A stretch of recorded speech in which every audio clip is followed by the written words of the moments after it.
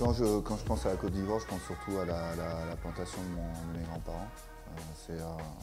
C'est l'endroit où j'ai grandi, où j'ai appris à faire du vélo, où j'ai mes premiers souvenirs. Donc, tous les premiers matchs de foot, beaucoup de choses remontent là-bas. Et c'est vrai que j'ai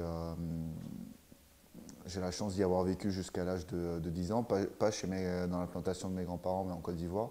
Donc tous mes souvenirs qui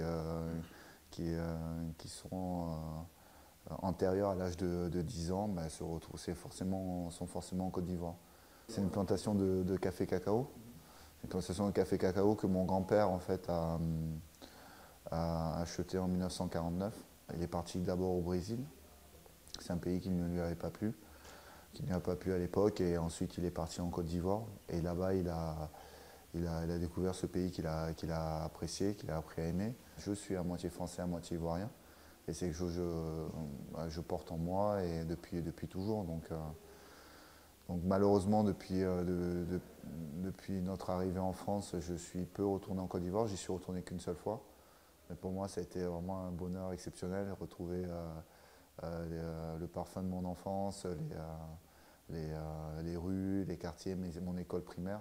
Pour moi, ça a été quelque chose de fantastique.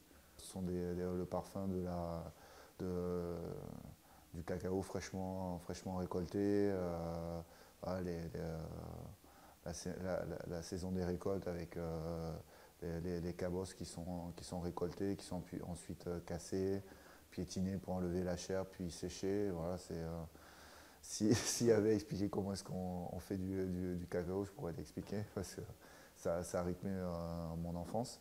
Voilà, mon enfance, c'est surtout ça, c'est ce sentiment un peu d'espace, de liberté. Mon grand-père, lui, c'était